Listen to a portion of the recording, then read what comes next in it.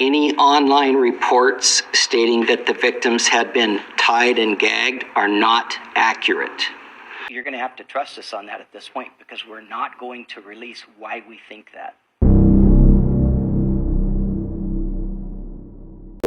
They were just concerned that, they weren't in control and we knew too much stuff. And did someone with the investigation describe that Kaylee or Maddie was gagged during this horrible crime?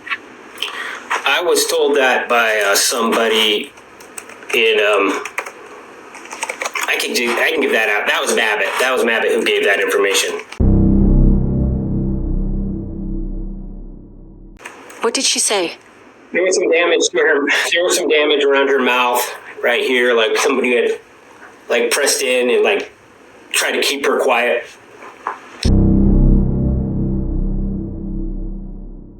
We brought up the leak in court January 13th.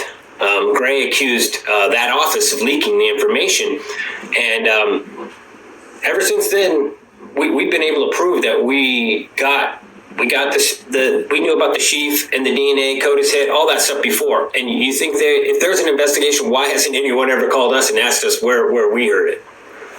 So there is no investigation going on. They're lying to Hitler if they're telling him there's an investigation. There's no investigation going on, because the first person who told you that there was leaks and proved to you by telling you what they've heard, that eventually becomes part of your case. The sheep, we knew about the sheep before it was. We knew about the white car before they released it.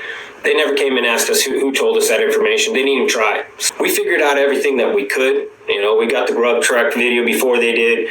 We got the white car. We got the 112 surveillance even before they got it. We were the ones that tell them to go to these cameras and pull them off. I'm sure they already were going to do that anyway, but we got it before they did. Is there information you know now that I haven't known and the rest of us haven't known up until today? Most of the information we found out were just people calling up. I've had other officers call us up and just say, I don't know what just happened in the court today, but I don't support it. People so angry at what was happening in that courtroom that they would literally pick up their phone and call us and say, this is what's on Brian's phone. This is what he was searching.